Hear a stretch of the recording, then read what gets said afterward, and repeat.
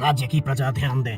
महाराज धर्मवीर का आदेश है कि जो व्यक्ति सत्य और ईमानदारी का पालन करेगा उसे सम्मानित किया जाएगा, और जो झूठ बोलेगा या धोखा देगा उसे दंड मिलेगा। जय हो महाराज धर्मवीर की, जय हो महाराज धर्मवीर की, जय हो महाराज धर्मवीर की। याद रहे, राज्य के नियमों का पालन करना हर नागरिक का कर्तव्य है। विशाल, तेरे पिता भी तेरे जैसे ही थे। ईमानदारी उनकी पहचान थी, लेकिन उनकी यही ईमानदारी उनकी बर्बादी का कारण बनी। मुझे डर है बेटा, कहीं तेरे साथ भी वही ना हो। माँ, दुनिया चाहे जो कहे, मैं अपने सिद्धांतों से नहीं हटूंगा। ईमानदारी ही मेरी ताकत है। ताकत की बात मत कर बेटा, ताकत पैसों में होती है, सच्चाई में नहीं। आज का जमाना बदल गया है। महाराज, मैं विशाल आपके राज्य का एक साधारण नागरिक हूँ। मुझ पर अमीर सेठ रघुनाथ ने झूठा आरोप लगाया है। उन्होंने कहा है कि मैंने उनके पैसे चुराए हैं, लेकिन ये सच नहीं है। मैं चोरी जैसा काम कभी नहीं कर सकता। यदि तुम सच कह रहे हो तो इसका प्रमाण दो। महाराज, मेरे पास प्रमाण नहीं है, मेरी सच्चाई ही मेरा प्रमाण है। सच्चाई का प्रमाण? आजकल के जमाने में ईमानदारी का कोई मोल नहीं है, ये तो मात्र दिखावा है। विशाल, कल दरबार में सेठ रघुनाथ को भी बुलाया जाएगा। सच्चाई का फैसला वही होगा। तब तक तुम्हें कारागार में रखा जाएगा। क्यों भाई, क्या जुर्म कर दिया जो यहाँ आ गया? मैंने कोई जुर्म नहीं किया, मैं निर्दोष हूँ। यहाँ सब यही कहते हैं, लेकिन सच्चाई ये है कि यहाँ ईमानदारी का कोई मतलब नहीं है। अगर जीना है तो पाप करना सीख लो, यही इस दुनिया का असली नियम है। मैं अपने सिद्धांत नहीं बदल सकता। मैं ईमानदार हूँ और ईमानदार ही रहूंगा। ठीक है, फिर देखता हूँ ये ईमानदारी कब तक साथ देती है। महाराज, ये व्यक्ति झूठा है। इसने मुझसे पैसे चुराए और अब ईमानदारी का दिखावा कर रहा है। महाराज, ये गलत कह रहे हैं। मैंने कभी किसी का हक नहीं छीना। महाराज, सेठ रघुनाथ हमारे राज्य के प्रतिष्ठित व्यक्ति हैं। क्या उनकी बात पर विश्वास नहीं किया जा सकता? न्याय इसी में है कि धन के साथ सत्य खड़ा हो। विशाल, तुम दोषी हो, तुम्हें राज्य से निकाला जाता है। क्या ईमानदारी की यही सजा है? क्या मुझे भी वही रास्ता अपनाना पड़ेगा जिसे मैं अब तक गलत मानता आया हूं?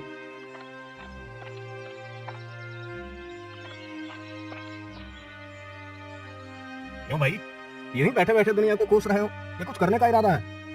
मैंने अपने जीवन में कभी पाप नहीं किया, लेकिन ईमानदारी ने मुझे कुछ नहीं दिया। अब समझ नहीं आता आगे क्या करूं। समझदारी की बात कर रहे हो? सुनो, दुनिया ईमानदारी वालों को कुचल देती है। अगर जिंदा रहना है तो अपने उसूलों को बदलो। पाप से मत डरो।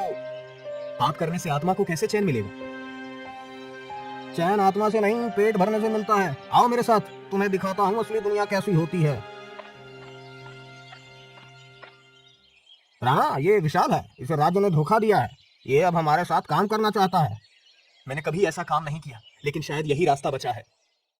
विशाल, यहाँ चुपचाप घुसो और उस सोने के बर्तन को उठाकर लाओ। कोई देखे तो डरना मत। मुझे डर नहीं लगता।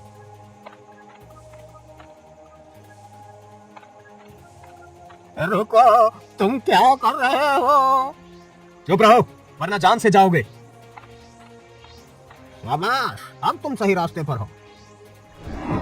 सेठ जी, अब समय आ गया है कि हम राजा को हटाकर राज्य पर अधिकार कर लें। इसलिए हमें ऐसे लोगों की जरूरत है जो पाप और हिंसा से न डरते हो। मैं उनसे संपर्क करूंगा। राजा धर्मवीर का अंत निश्चित है। हम राजमहल के खजाने को लूटेंगे। वहाँ की सुरक्षा तोड़ना मुश्किल है, लेकिन असंभव नहीं। राजमहल? क्या ये सही है? वहाँ के सैनिक हमें नहीं छोड़ेंगे। डर गए क्या? अब तुम्हें पाप का खेल खेलना आना चाहिए। मैं तैयार हूँ, अब मुझे कोई नहीं रोक सकता।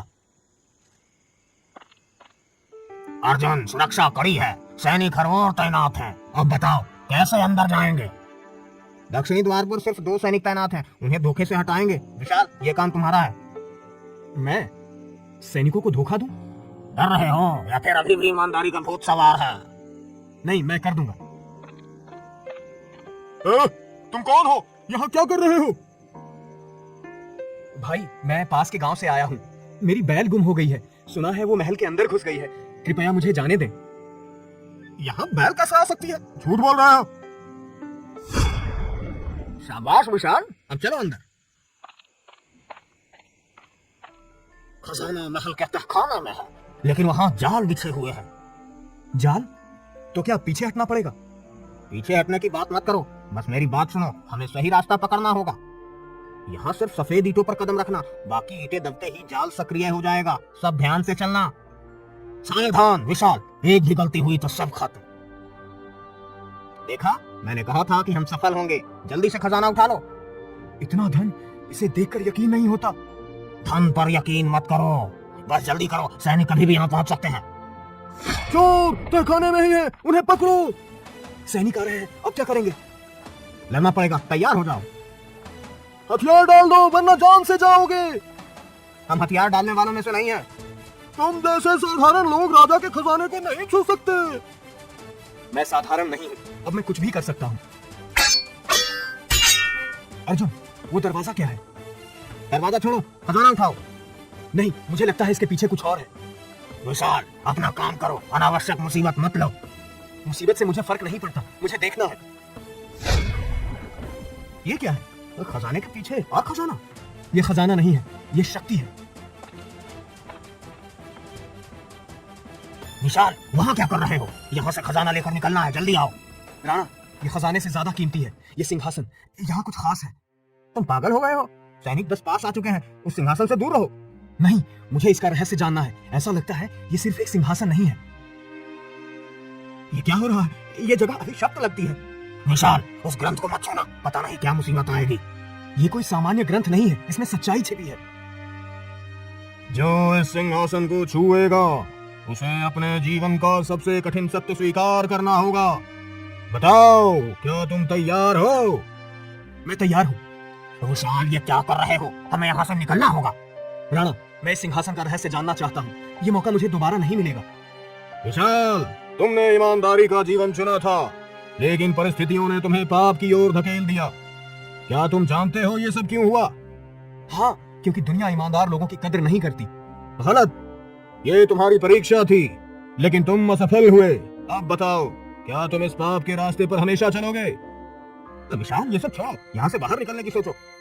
अर्जुन, शायद ये मेरा रास्ता नहीं था। हम बच कर दिखाएंगे। अर्जुन, तैयार हो जाओ। विशाल, मदद करो, हम ज्यादा देर तक इन्हें रोक नहीं पाएंगे। मैं लड़ाई में नहीं पड़ना चाहता, मुझे पहले अपना रास्ता तय करना होगा। तुम सब गिरफ्तार हो, अब कोई नहीं बच सकता। विशाल, तुमने हमें धोखा दिया। अगर तुमने लड़ाई की होती तो हम बच सकते थे। नहीं राणा, ये लड़ाई मेरे लिए नहीं है। मुझे अपना रास्ता समझ आ गया है। मैं ईमानदारी के रास्ते पर लौटूंगा, चाहे इसकी कीमत कुछ भी हो। तुम्हारी ईमानदारी तुम्हें फिर से बर्बाद कर देगी विशाल। हो सकता है, लेकिन अब मैं अपने उसूलों से नहीं भटकूंगा। तुम सबको राजा के सामने पेश किया जाएगा, वहां तुम्हारा फैसला होगा। महाराज, ये तीनों डाकू महल का खजाना लूटने आए थे। हमने इन्हें तहखाने से पकड़ा है। ये तो राज्य का सबसे बड़ा अपराध है। इन तीनों को अपने अपराध की सफाई का मौका दिया जाए। महाराज, हम सिर्फ अपनी भूख मिटाने के लिए ये काम कर रहे थे, हमें मजबूर किया गया था। मजबूरी पाप का बहाना नहीं हो सकती। अर्जुन, तुम्हारा क्या कहना है? हमने जो किया अपनी इच्छा से किया, लेकिन महाराज, हमारे पीछे और भी लोग हैं जो हमें ऐसा करने पर मजबूर करते हैं। और तुम विशाल, तुम्हारे चेहरे पर अपराधियों की तरह भय नहीं दिखता। तुम्हारा क्या कहना है? महाराज, मैं कभी अपराधी नहीं था, लेकिन परिस्थितियों ने मुझे इस रास्ते पर ला दिया। मैं मानता हूँ कि मैंने पाप किया है और मैं अपनी सजा भुगतने को तैयार हूँ। महाराज, ये तीनों सिर्फ प्यादे हैं। असली खतरा वो है जिसने इन्हें यहाँ भेजा। हमें सजा देनी है तो जरूर तक जाना होगा। सही कहा, लेकिन पहले इन तीनों को सबक सिखाना चाहिए ताकि बाकी अपराधियों को संदेश मिले। मंत्री जी, आपके चेहरे पर सच छिपाने की कोशिश साफ झलक रही है। आप खुद इस पाप के खेल का हिस्सा हैं। विशाल, तुम क्या कहना चाहते हो? सच सच बताओ। महाराज, मंत्री भूदेव और सेठ रघुनाथ ने ही हमें ये रास्ता दिखाया। उन्होंने हमसे कहा था कि खजाना लूट कर उन्हें सौंप दे। असली अपराधी यही है।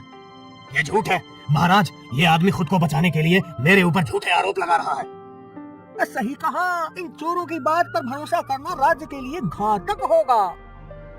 महाराज, इस मामले की गहराई से जांच होनी चाहिए। अगर विशाल सच कह रहा है तो अपराधी मंत्री और सेठ हैं। सच जाने का एक ही तरीका है। विशाल, क्या तुम अपनी बात साबित कर सकते हो? हाँ महाराज, अर्जुन और राणा भी गवाही देंगे और अगर जरूरत पड़े तो मैं अपने प्राण देकर भी सत्य को सामने लाऊंगा। मंत्री और सेठ की कोठियों की तलाशी ली जाए। अगर उनके पास महल का कोई सामान या खजाने का हिस्सा मिला तो इन्हें तुरंत गिरफ्तार किया जाए। ठहरिए महाराज, मैं स्वीकार करता हूँ ये सब मेरी योजना थी, लेकिन मैंने ये राज्य की भलाई के लिए किया। राजा कमजोर हो गया है, राज्य को नए नेतृत्व की जरूरत है। भूदेव, तुमने राज्य और मेरे विश्वास के साथ विश्वासघात किया है, तुम्हें इसकी भारी सजा मिलेगी। विशाल, तुमने सच्चाई के लिए आवाज उठाई, लेकिन तुमने भी पाप किया है, तुम्हें अपनी सजा मिलेगी। महाराज, मैं हर सजा के लिए तैयार हूँ, लेकिन मैं अब ईमानदारी के रास्ते से कभी नहीं भटकूंगा। तुम्हारे जैसे लोगों की हमें राज्य में जरूरत है, लेकिन पहले तुम्हें अपने किए का प्रायश्चित करना होगा। महाराज, हमने पाप किया है, लेकिन विशाल ने हमें सच्चाई का रास्ता दिखाया। अगर मौका मिले तो हम भी सुधार करना चाहते हैं। तुम सबको सुधार का मौका मिलेगा, लेकिन याद रखना, ईमानदारी का रास्ता ही सच्चा रास्ता है। विशाल ने मंत्री और सेठ की साजिश का पर्दाफाश किया है, लेकिन उसके अपराध को नजरअंदाज नहीं किया जा सकता। ये फैसला मुश्किल है। मंत्री जी, सच्चाई ये है कि विशाल ने ईमानदारी से खुद को बदला है। उसे एक और मौका दिया जाना चाहिए। विशाल को जेल से लाओ, हम उसे प्रजा के सामने पेश करेंगे। प्रजा जाने, ये तीनों अपराधी हैं, लेकिन विशाल ने सच्चाई का साथ देकर राज्य को बड़ी साजिश से बचाया है। आज तुम सब तय करोगे, क्या इन्हें माफ किया जाए? महाराज, अपराध तो अपराध है, इन्हें माफ करना गलत होगा।